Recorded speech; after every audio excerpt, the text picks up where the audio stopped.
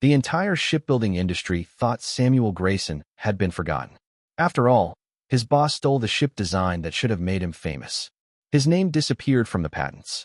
His career disappeared from the company. And the engineer who built the system ended up repairing old fishing boats in a small town on the Maine coast. But what nobody knew was that for years, the same company kept secretly sending damaged ship parts to Samuel's workshop. Every cracked steel frame, every failed component, every dangerous defect. He kept them all. He photographed them, documented them, filed them away. Then one cargo ship suffered a catastrophic failure at sea. Federal investigators started asking questions, and the man they had buried years earlier turned out to be the only person holding 10 years of evidence that could destroy an empire. A cold Atlantic wind rolled through the Newport News shipyard beneath a sky of steel-gray clouds. The smell of salt water, diesel fuel, and fresh-cut metal lingered over the harbor. Samuel Grayson stood on the elevated observation platform overlooking Dry Dock 7, his broad shoulders rigid beneath a navy work jacket faded by years of use. At 42 years old, Samuel was a tall, rugged man with weathered skin, sharp jawlines, dark brown hair touched with early streaks of gray, and a neatly trimmed beard that concealed the exhaustion he rarely allowed others to see. Among the workers of Liberty Harbor shipyards, he was respected not because he demanded attention, but because he solved problems nobody else could solve. Quiet, patient, and relentlessly precise, Samuel had spent nearly 2 decades designing ships that carried cargo across oceans. Below him sat the first completed vessel built around the reinforced structural frame he had spent 4 years creating. The design allowed massive cargo ships to withstand stress loads that previously caused dangerous metal fatigue. Engineers praised the results. Executives praised the profits. Investors praised the future. For the first time in years, Samuel allowed himself to believe life might finally be improving. Then Charles Whitaker called him into his office. Charles was a man in his late 50s whose silver hair was always perfectly combed and whose expensive suits never seemed to wrinkle. His face carried the polished confidence of someone accustomed to receiving credit for other people's work. Employees feared him more than they respected him. Samuel had learned long ago that Charles rarely raised his voice. He simply made decisions that left no room for resistance. The meeting lasted less than 10 minutes. A stack of patent documents sat on the desk. Samuel immediately noticed something missing. His name, every technical drawing, every engineering record, every filing connected to the reinforced frame now listed Charles Whitaker and several executives as the project's creators. At first, Samuel thought it was a mistake. Then he saw Charles smile. A small smile. The kind that answered every question. The room suddenly felt smaller. For years of work, thousands of hours, gone. Samuel left the office without saying another word. But the stolen patent was not the worst part. Waiting for him at home was his wife, Eleanor Grayson. Eleanor was 39, slender and graceful despite years of illness. Her auburn hair had thinned during treatment, yet her warm green eyes never lost their kindness. She possessed a quiet strength that had carried their family through the darkest seasons. For months, she had been fighting a disease that drained both her health and their savings. The medical bills had consumed nearly everything. The legal battle Samuel needed to fight was impossible. Weeks later, Eleanor passed away. The grief hit him harder than the betrayal. At night, he sat alone in silence, staring at unpaid bills spread across the kitchen table while wondering how many losses one man could absorb before breaking. The only reason he kept moving was Abigail. 6-year-old Abigail Grayson had inherited her mother's green eyes and gentle smile. Small for her age, with chestnut curls that never stayed brushed for long, she possessed an innocent optimism that survived even after losing her mother. One evening, Samuel looked at the foreclosure notices stacked beside the bills.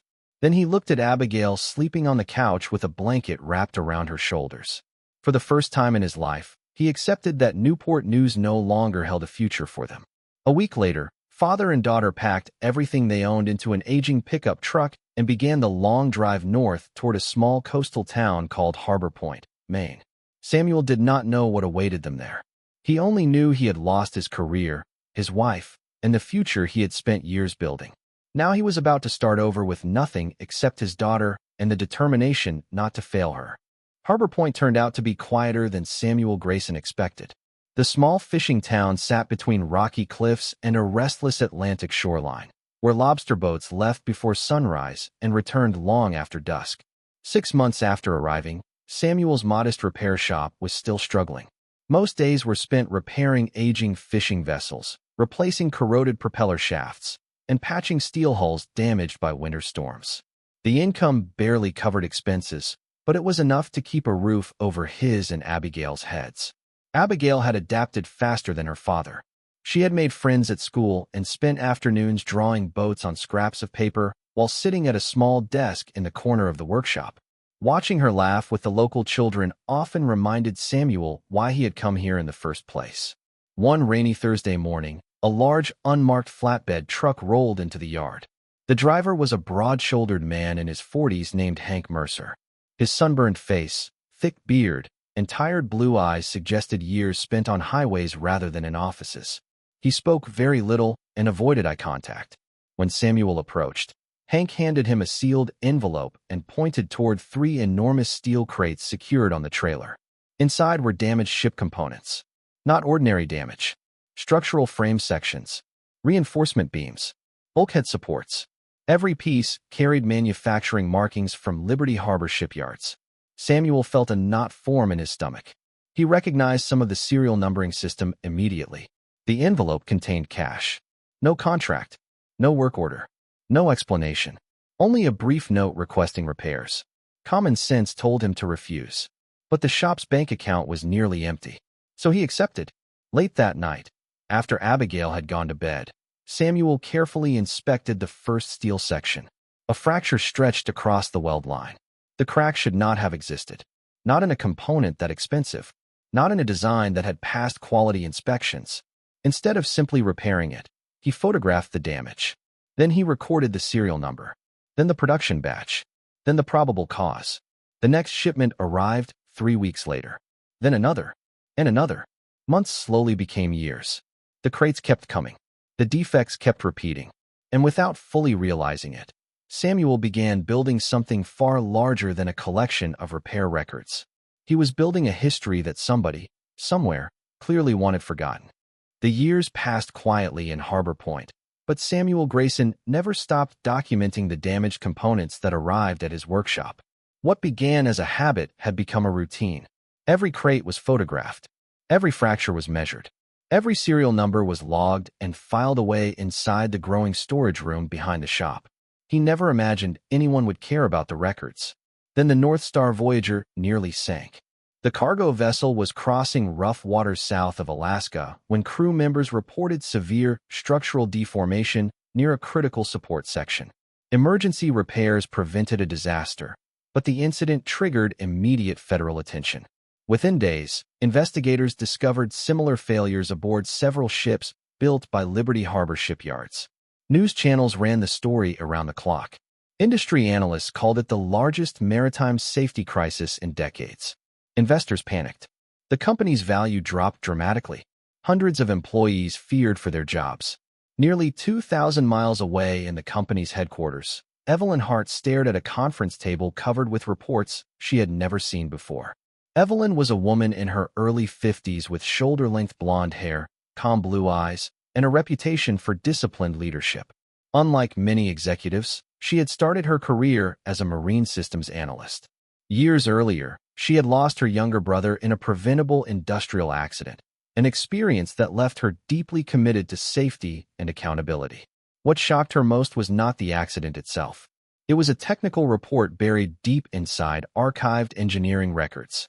The author was Samuel Grayson. The report described structural weaknesses nearly identical to those appearing in the current investigation. The document had been submitted years earlier, yet it had never reached senior management. As legal teams reviewed shipping records, another name repeatedly appeared alongside defective components. Samuel Grayson. Harbor Point, Maine. The same man. The same workshop. The same location receiving damaged structural sections for years. Late that evening, a young corporate attorney named Daniel Pierce entered Evelyn's office. Daniel was 32, lean, sharp-featured, with dark hair and wire-rimmed glasses. Meticulous and persistent, he had built his career uncovering overlooked details. He placed a folder on the table. "Ma'am," he said quietly, "I think this engineer may be holding answers nobody else has." For the first time since the crisis began, Evelyn stopped looking at the reports and started looking at Samuel Grayson.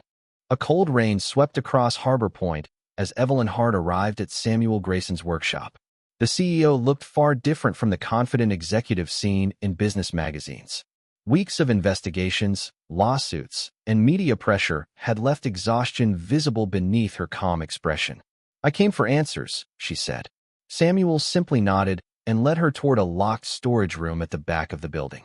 When the heavy steel door opened, Evelyn stopped in surprise. Filing cabinets filled the walls. Shelves overflowed with binders. Boxes of photographs and technical reports stretched from floor to ceiling. Samuel pulled out a binder and placed it on a table. Inside were photographs of damaged ship components, each carefully labeled with dates, serial numbers, manufacturing batches, and repair analyses. Then another binder. And another. The pattern quickly became impossible to ignore. The same failures. The same structural weaknesses. The same manufacturing groups. Repeated over many years. "What is all this?" Evelyn asked quietly. "The truth," Samuel replied. He explained that every damaged component delivered to his workshop had been documented. What began as professional habit had eventually become a complete record of failures that nobody seemed willing to acknowledge. As evening approached, Dorothy Hale arrived carrying an old archive box. Dorothy, Samuel's trusted bookkeeper, had spent years organizing records. While reviewing older shipment files, she had discovered something unusual hidden between maintenance reports. Carefully, she placed a yellowed envelope on the table. Inside was a handwritten note. Only one sentence appeared on the page. "Handle this and remove it from the system." Below the message were two initials. C.W. Charles Whitaker. Silence filled the room. For weeks, investigators had searched for proof that someone inside Liberty Harbor shipyards knowingly concealed defects. Now direct evidence sat in front of them. Evelyn stared at the note. Samuel looked at the mountains of records surrounding them. For the first time, both realized the hidden story behind those shipments might finally be impossible to bury. The federal hearing was held in Boston under intense media attention. Reporters crowded the entrance long before sunrise, hoping to witness the collapse of one of America's largest shipbuilding companies. Charles Whitaker arrived first, surrounded by attorneys, escorted by advisors, protected by years of influence. His silver hair remained perfectly styled, and his expensive suit projected the same confidence he had carried throughout his career. To anyone watching, he looked like a man who still believed he could control the outcome. Samuel Grayson arrived carrying 3 worn archive boxes. Nothing more. No assistants. No lawyers. Just years of records. As he walked into the hearing room, he felt surprisingly calm. For years he had carried the weight of unanswered questions. Now he only had to tell the truth. One by one, the documents were presented. Photographs of fractured support beams, repair reports, serial numbers, manufacturing records, shipment logs. Every piece connected to the next. The evidence formed a timeline stretching across years. When investigators introduced the handwritten note discovered by Dorothy Hale, the atmosphere inside the room changed immediately. The initials matched Charles Whitaker. The shipment records matched the defective components. The dates matched the concealed failures.